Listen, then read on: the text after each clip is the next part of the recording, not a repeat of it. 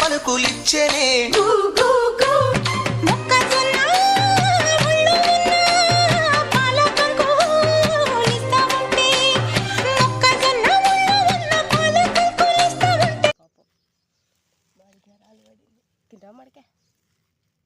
అలా మమ్మీ వస్తుందా